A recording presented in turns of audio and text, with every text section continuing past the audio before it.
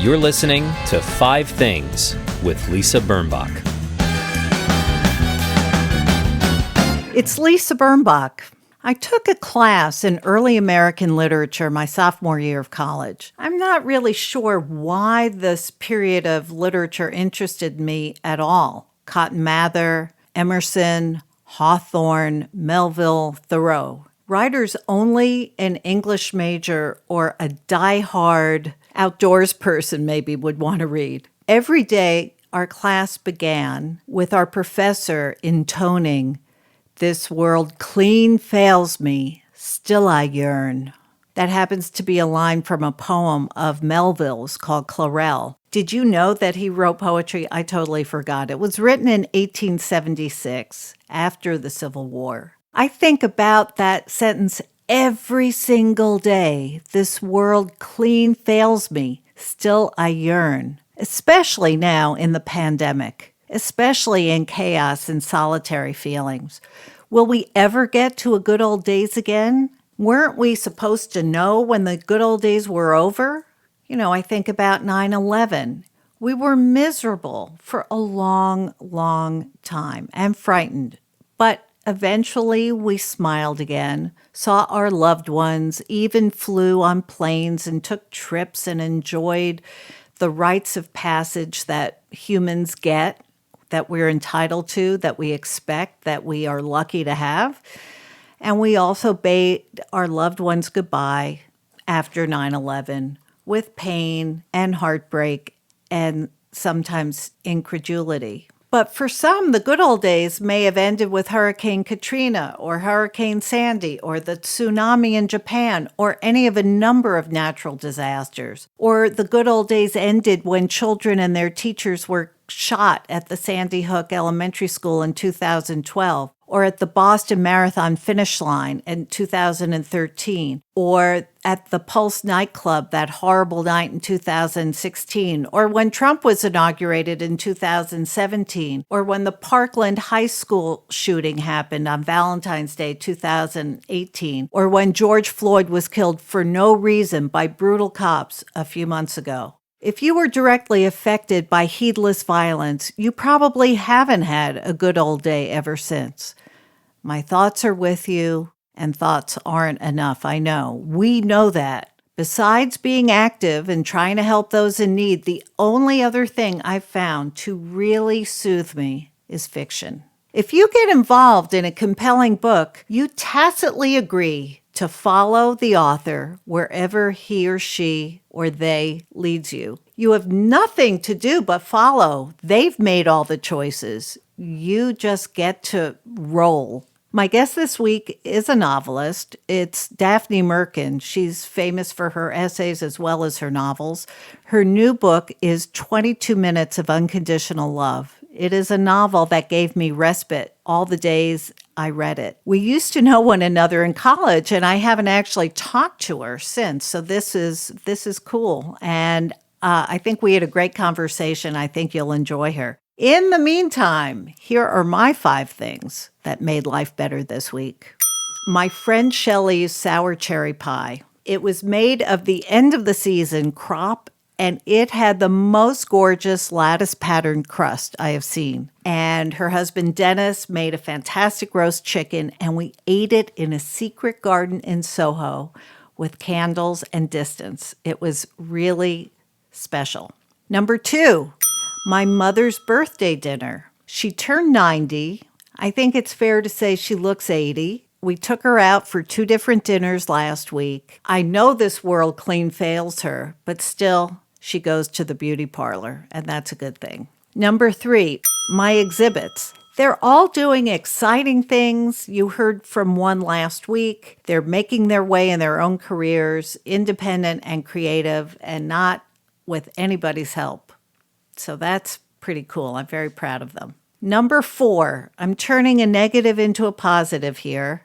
My feet and I have come to an understanding that I will not be wearing high heels very much, if at all. I wore sandals with heels to my mother's birthday dinner, and my left foot was really not happy about it. It was a bummer, but flats are so comfortable. Number 5, Dr. Fauci Stay safe, everyone. My friend Sylvia sent me a note saying that Dr. Fauci may be stressed, and a friend of hers who knows something about this sent him a thank you note for his great service to this country. I will do the same. If you're interested, I have his address on my website, and you can write Dr. Fauci and tell him how much you appreciate him. Coming up, novelist Daphne Merkin. Don't go away.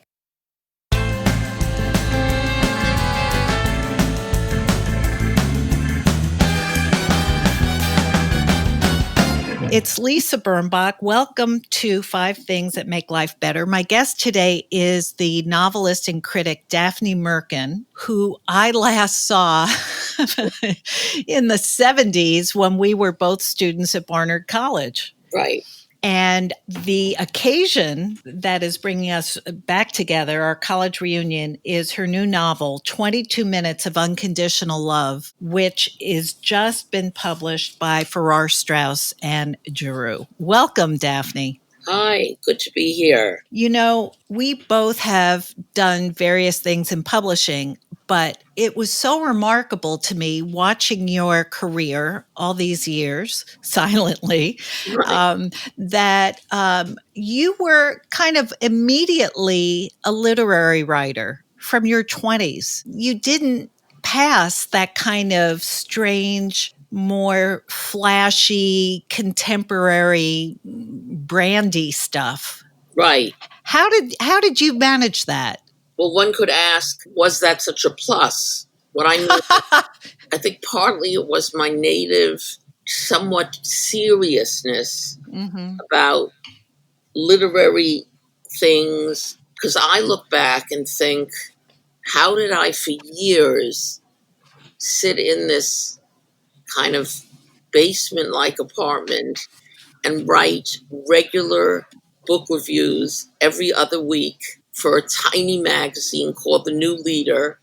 I wrote this very serious, up-to-the-minute book column, which required, I remember one afternoon I was sitting in that lower-level, sunless apartment on 79th Street, and I was reading 900 pages of Elizabeth Bowen's, the British writer, collected stories. I kind of loved reading them, but I thought, how did I end up doing this? Sitting of an afternoon, reading to write. Sorry, I don't know if that's... It's just New York and the pandemic. I guess we're going to have to live with it. To write for a column that paid $50 and was read by a certain type of academic or literary person. I mean, eventually it was through Diana Trilling, who I guess had been reading it, that I was introduced to someone named Bill Yovanovitch, and eventually went and worked in book publishing myself for 6 years. And then years later, in a way, began doing the kind of journalism that a lot of people start with. I mean, I would go for departures to Sweden to write up Hastings mattresses. Oh, wow. Yeah. But while I was doing that, or I went and wrote about the Kardashians, or I wrote about Madonna, while I was doing that, I always continued writing my very literary pieces about Virginia Woolf or V.S. Naipaul. So in many ways, I think I had a high-low split before the split was named. I think the one route I didn't go was directly what you'd call journalistic. Right. It never occurred to me to go to journalism school. It just didn't. And to this day, I think I underrate, with a few exceptions, or maybe I don't underrate them. Maybe it's accurate. I think a lot of journalists don't write well. Right. I mean, that's a large generalization that could be punctured in 5 minutes, but I'm never that struck by newspaper writing. It's funny, even a magazine like The New Yorker, where I was on staff for 5 or 6 years, I know everyone. I liked the Tina Brown New Yorker with its mixture of personal, literary, journalistic. The David Remnick version is much more journalistic. In some ways, I feel the world has too much journalism, too many pundits. That's not what you were asking me, but that's where I somehow ended up going. I still like what was called in the old days belles lettres, that whole tradition of personal essays, personal, yes. Love that tradition. Okay, so you started out by being this serious young woman book critic. Yeah. You did things backwards, but very, very beautifully. Backwards only according to, trend, because yes, you do write for magazines. And honestly, if I see your byline, or I haven't picked up a magazine since I haven't been to a newsstand in so long, but if I saw your name in an Allure piece or a Vogue piece or in a table of contents, I would rush to it because I understood that it meant that you were trying to turn something light and frothy into something substantial. True. I think that's very well said. Like when you say allure, I think of how I wrote a piece called Mad About Makeup, which I am. Mm-hmm. I love everything to do with makeup, and how I tried to make it into more of an essay about painting, like having an alternate way of being creative from writing. Ah, I see what you mean. Like creating a face on a canvas. Right. Somehow I managed to bring Virginia Woolf even into that piece, if I recall. Well, she did love Bruges. No, I'm kidding. Right. Well, but that's why a good editor asks you to write that essay and not someone who grew up as a publicist for Lancome, Right. And I think when you say journalism, a lot of it is bad. Number one, I guess I sort of consider myself a journalist. I did not go to journalism school. Right. I went right to work. And I think in the universe in which I grew up, which, believe it or not, I went from college to the Village Voice. Right. There was a great snobbery and a bias against people who had a graduate degree in journalism, because the Village Voice in those days, and of course it doesn't exist anymore, but really appreciated shoe leather and the school of going and knocking on doors and getting the story, as opposed to learning about those same things.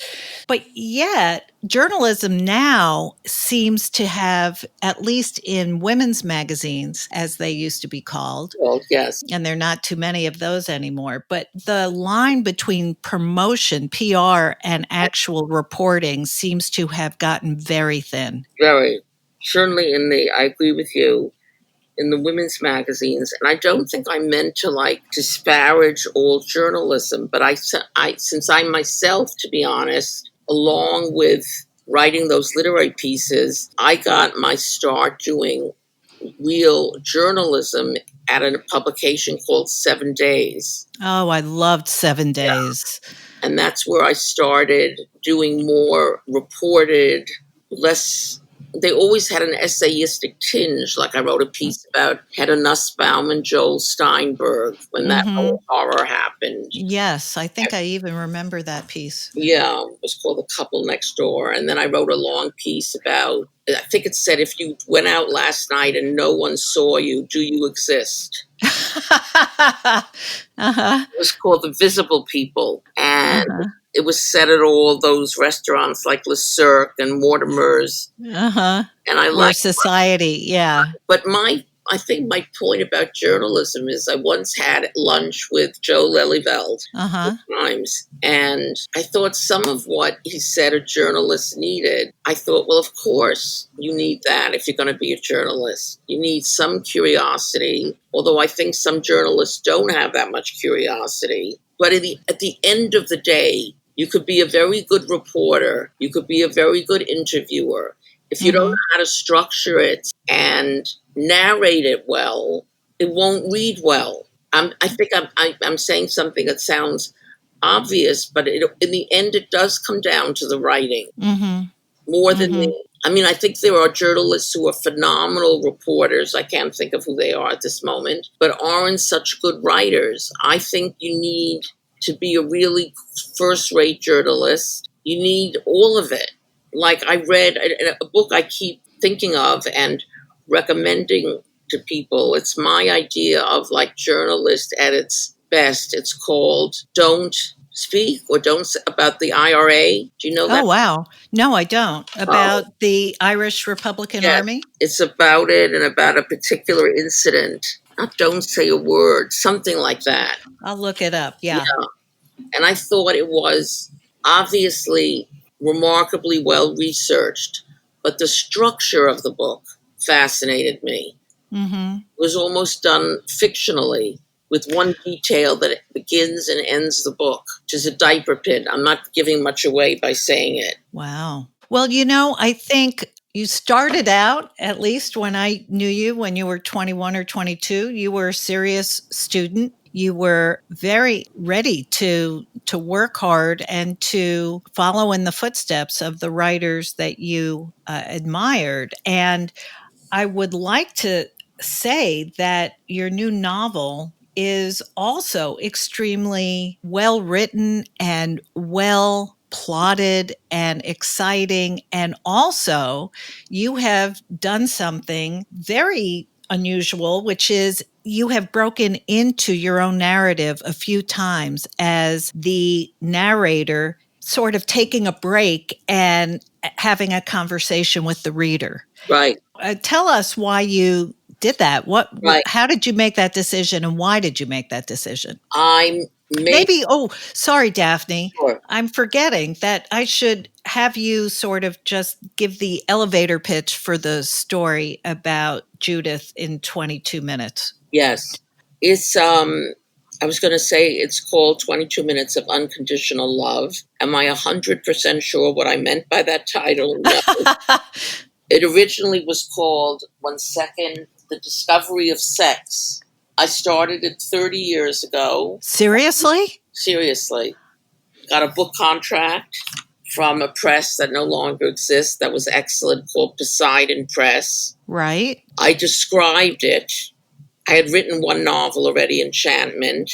Mm-hmm. I described it as a novel about erotic obsession where the woman would come out of the obsession not by throwing herself under a train like Anna Karenina or being hauled off to an institution like I think happens at the end of 9.5 weeks. Like, how did you get out of a really bad choice without going nuts or killing yourself or killing the man? Well, Judith, the protagonist of your story, becomes obsessed in a way that is so unhealthy. But like a lot of people in real life and people in fiction, when you only share your obsession with one friend or maybe two, you can fall apart. You don't have enough witnesses to your secret obsession, right? True. Very true. I think that this woman, in her obsession with this man who is never nice to her, she becomes she regresses from her adult sensible self and turns into, an unsheathed baby because she can't stop thinking about him. And then when I don't want to give it away. She just can't stop thinking about him. And the sex is unbelievable. Right. It's the kind of sex that I guess she was so in his spell, in his thrall, that she was dreamy and zombie-like during the day. Right. She also, I did try to create a background where she, Judith, is a bit of a sexual naive. Not someone who's had tons of experience, even though she's about to be 30. He represents for her, I think, the way some men can, the erotic principle. He takes her somewhere she hasn't been, namely explicitly or not so explicitly, depending on who the reader is and what they take from it. There is a scene where she is supposed to be having her first orgasm.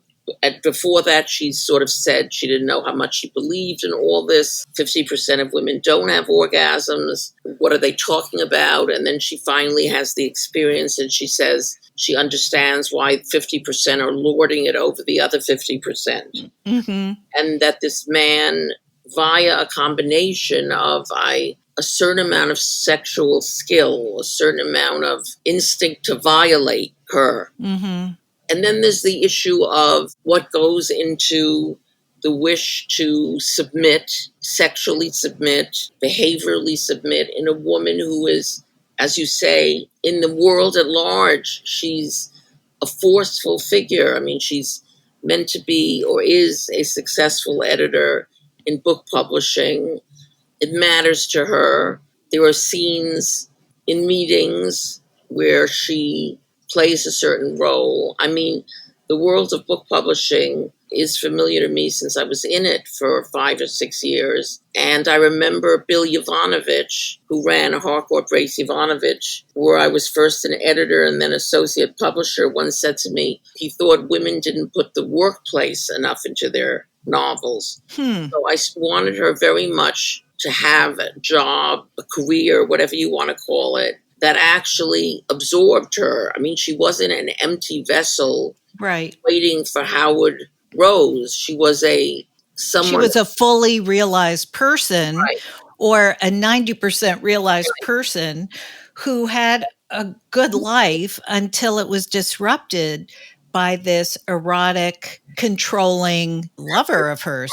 Right. I think it added to her life a kind of, even in a negative way, a kind of glamour, of that kind of insistent excitement. Mm-hmm. Not that he himself, Howard Rose, he was a lawyer, he didn't inhabit such a glamorous world. But I think the notion of like, oh, we're seeing each other again, impending excitement. Well, and in the beginning of the seduction, he said things that really aroused her, or he'd call her and say, I need to see you, or come over, I want to look at you, or bend over, I need to see you. And all that we understand for someone who's been a successful, good girl, a good person, who's abided by the rules, who's been waiting for a relationship that she could grow old in or go to the next level in. Right. We understand that this guy with a decent job and a decent good look becomes her puppeteer. I mean, I saw it. I knew it was going to happen. You sort of worry for Judith, but you also exult with her because she's having this unbelievable good sex. Right. So why did you decide to interrupt the train that was heading towards orgasm and beyond? Well, I actually wrote those digressions years ago when I first wrote the book and then dropped the book because I was afraid of its explicitness. As you know, Lisa, I come from an Orthodox Jewish family. And even though I have written many things, I was actually afraid of what the women in the balcony would say about reading this book. Like, how could the daughter of the founder of Fifth Avenue Synagogue be described? First of all, most readers collapse the narrator with the person they know. It doesn't matter the novel. So they would be saying, how can Daphne Merkin be crawling across the floor? Not how can Judith Stone. Right. So that how can Daphne Merkin make her mother read about her crawling on the floor with no clothes on? So I pulled the book back. I did this several times. I had several book contracts. I kept this. I actually wrote a piece in the Washington Post this past Sunday about my travails in writing the book and what it felt like to finally take it on right as Me Too was happening. It's sort of opposite message, but anyway, or not opposite message, but it's complementary, let's say. Right. It's funny that of all people, you would understand this, I think, since we met taking Michael Wood and Kenneth Koch. In the end, I also went on to graduate school at Columbia. And that was the height of deconstructionism, semiotics. Ultimately did not enormously interest me, except as a sort of ancillary, sideways addition to reading traditionally. But yeah. I mean, would love sometime Yes. to have that conversation with you, because my degree from Brown is in semiotics. Right. And because it was so of the moment, Right. we all had to deconstruct. And there are lots of things about the study of semiology that I find interesting, but Right. not the literary No. deconstruction. I Other agree. things. Yeah. But I think a phrase that stayed with me, or I made up, I can't remember anymore. I think it was a phrase, was perforate the text. Ah, yeah. And I loved the phrase, the idea of like taking a needle. That's how I thought of it. And going through a piece of fabric with it. Mm-hmm. So I think as a student of graduate school study of literature, I couldn't write. I mean, I wrote a straight autobiographical novel, which was my first one, which I will put in a pitch. It's just been reprinted. Uh-huh. Enchantment. Uh-huh. I was interested in sort of that meta thing. How do you write today when no one's reading? Not going to questions like what is a novel totally, but in that area, who is the writer? What is the reader? Is the reader with you? Could the reader know you outside the worlds of the novel? So I would do things like in these digressions, I would do things. The last one I wrote, I think, begins, so what's your sex life like? And goes from there to discuss wedding dresses and is yours yellowing in the closet, that kind of thing. But Daphne, it's a very courageous thing to interrupt the momentum and say, hey, let's take a step back. I promise I won't, this digression won't take too long. Right. But who is Judith? And people think Judith is me, and it's not me. And this is, it's very clever. It's very playful. At certain points you think, oh, please, no, let me just get back to the story. No, but you're creating a yearning as Judith is creating, as Howard is creating Judith's yearning. Very true. And what I would like to say about your book before we unfortunately have to go to your 5 things is that the 22 minutes of unconditional love I interpreted as probably the first 22 minutes that Judith and Howard had sex. Right. Or one of the early, when she had her first orgasm, because okay. What I hope. I win. I got it. I want to, it's an exciting book. It's exciting to read a grown-up lady writing about sex from a woman's point of view. Right. I know you've done it many times, and I know that you also have written about your own life in very candid ways. And all I can say is I could never do it. So I also don't find myself particularly interesting, but for readers. And you do very interesting. I mean, you wrote the iconic book of my time. I mean, there was no one on earth who hadn't read your preppy handbook. I know. Isn't that crazy, though? It was so, I looked on, I thought, this is a phenomenon.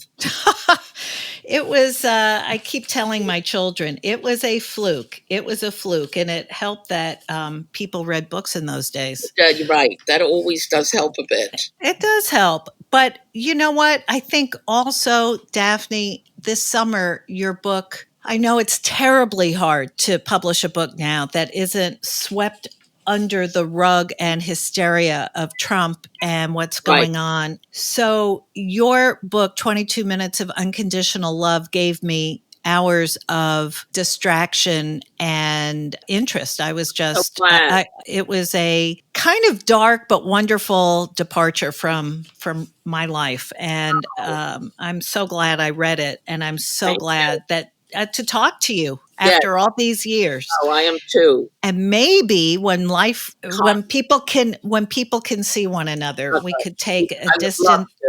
I would too. I would too. Oh, by the way, I just have to say, while you were a senior in college, you wrote a letter to Woody Allen, and he wrote back to you. Yes. And you showed me the letter, and I could not believe that he wrote to you. Now he's not he's he's been canceled, Right. but you became friendly with him, right? I wrote him a poem that I wrote in Kenneth Koch's class, Right. which ended, "You are our funny man. You know you can be sad with me," something like that. Right. And he wrote back and said, if you x-rayed his heart, it would come out black. I remember that line. Wow. And then I think we he wrote, I think we dropped it, but then he wrote me a fan letter. He must have, I'm pretty sure he linked me to the same person. When I wrote one of my very literary reviews for the New Republic, it's hard to envision this happening today. I wrote a review of a writer named Jane Bowles. Oh, right. He wrote me a letter saying, I was such a good writer. Why was I wasting my time on book reviews? And I think suggested we meet. And back and forth over the years, not frequently. Just to bring this up a minute to the piece I wrote 2 summers ago or a summer ago, I ended up writing a piece about Sun Yi, his wife, for New York Magazine, that got a lot of whatever controversial attention. But just to bring it, since you remember that, I had written originally that we had been acquaintances for over 4 decades, which is what we were. We weren't tight friends. He never invited me to his famous Christmas party. I saw him like once or twice a year or something like that at most. And Sun Yi, I barely knew at all. But just to bring this around, that piece caused a lot of consternation at the magazine. I don't think I'd ever seen a response. I'd written about other conflicted, controversial issues. Like I wrote a long piece about the Kabbalah Center for the New York Times Magazine. There is no more litigious institution than the Kabbalah Center. Oh, funny. God knows what they threatened. But with this piece about Sun Yi, at the very end, I don't even know if this should, Ronan Farrar, who was trying to object to it the whole time, said that he had just found an essay that I wrote. It was called The Fame Lunches, which is a title of a collection of essays of mine. And The Fame Lunches is about what I call my identification with wounded celebrities. And I said I was the perfect non-groupie for a non-celebrity like Woody Allen. And it talked about one lunch we had. This was one lunch in years. So I then had to change because of Ronan saying I was a besotted fan. I had to change it to saying we were friends for over 4 years, which was, ultimately used against the piece. But that's a byway I should not have straggled onto. I'm just so surprised that you remember way back. You were a senior and a big deal writer in the English department. I was a freshman. You were so nice to me. I remember liking you enormously, may I say. Well, but thank you. I'm testing you now. If you remember this, you will get, God knows what you get. When I showed you the Woody Allen letter, do you by any chance remember the stationery? It was blue. No. Oh, it wasn't? I think it was brown, with that era of brown paper bag stationery. Yeah, it was. Name in red, but maybe you're right. Well, I know it was a color. It wasn't white. No. And he commented on your last name. Yes. Okay. Correct. That's pretty good. That's pretty good. Okay. So it is indeed you. Yes. And you have a great list here of your 5 things. And I'd love you to share it because in this time of basic despair, and as everybody overuses the term, existential crisis, it's nice to turn to 5 things that, okay, they're just 5, but if you think about them, maybe they give you a little smile. Okay. So your number 1 is? My number 1, rather gluttonously, is Breyer's mint chocolate chip ice cream. Now, I think that's a great That's a great one. And you know what? I use food in my lists all the time, but Right. it does, if I'm going to treat myself to some of this as a reward for writing or just because it's hot out or whatever, right? Yeah. It's a carrot that you can dangle over yourself. It's also, for me, such a perfect mixture. Like sometimes mint ice cream can taste too much like Crest. Yes, exactly. Right. So this Breyer's is a toned down version of the mint. And I love dark chocolate, and it has big dark chocolate pieces. And I have been known to say it's better than sex. Maybe not sex with Howard Rose. I was just going to say that. It's Right. better than day-to-day lovers, but not True. Howard Rose. Number two. Number two, I would say, for me, I'll sound like a complete hedonist, lying in the sun, either by a pool or on the beach near water. I once wrote a piece called Am I Tan Enough? Which is what Warren Beatty says in Bugsy. Bugsy, yeah. He gets up from a tanning machine at the beginning of the movie. For me, being in the sun, which is true of, I think, a lot of people who suffer from depression. I mean, Anne Sexton wrote poems to to the whole act. Lying in the sun for me, not when it's 102 degrees, but when there's, 80s or a little wind or whatever, takes me out of myself in a way very little does. I wrote in this same piece that I prepare for the sun. I called it my idle form of gardening.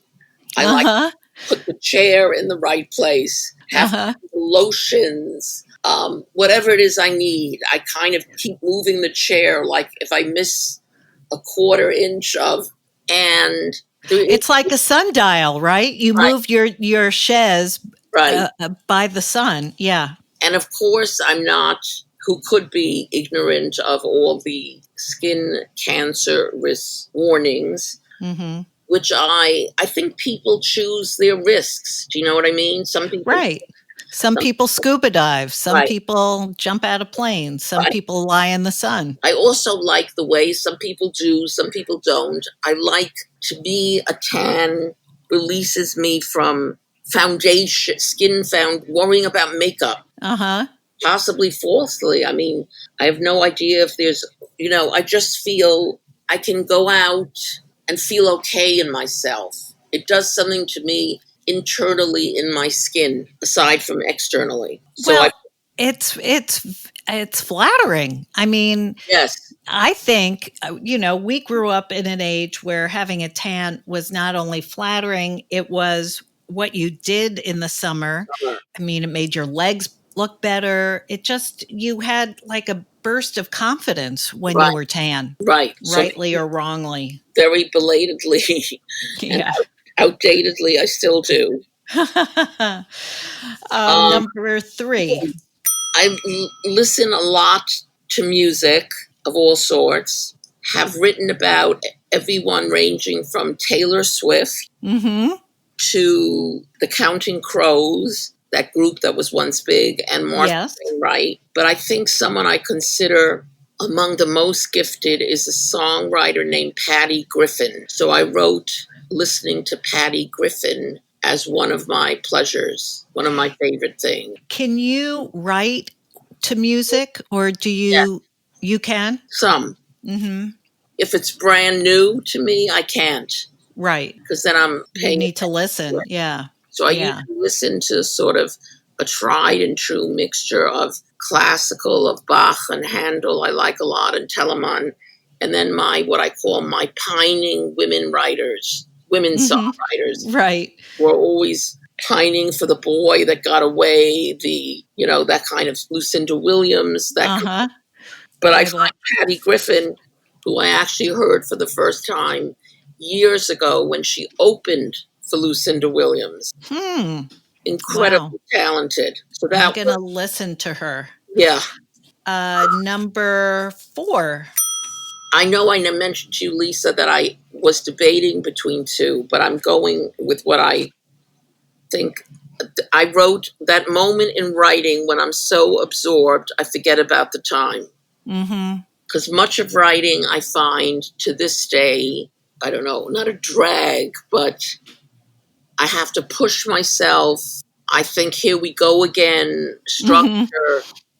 Where do I put this paragraph? And how do I introduce this quote? So the times when I am so absorbed or enough into something that I look up and it's 2 hours have passed, it feels great, because I find absorption is one of the things that, makes life worth living, being very absorbed in something. Oh, absolutely. And because writing is hard, it does really get easier. No. One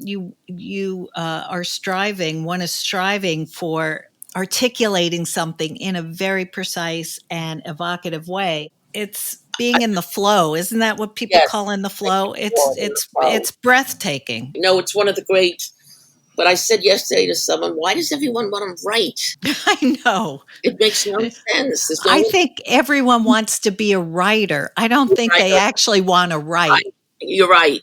It's much more accurate. There's some strange, misplaced glamour about being a writer that doesn't exist. It doesn't exist.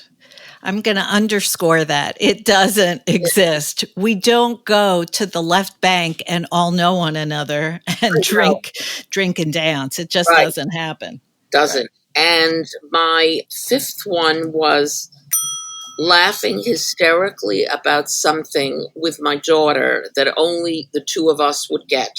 Isn't that the best? Yes. That's a great one. Your daughter is how old? My daughter is 30. She's 30. And does she live in New York? She not only lives in New York, she lives at home. Oh, how wonderful for you. Or mixed. Let's put it that way.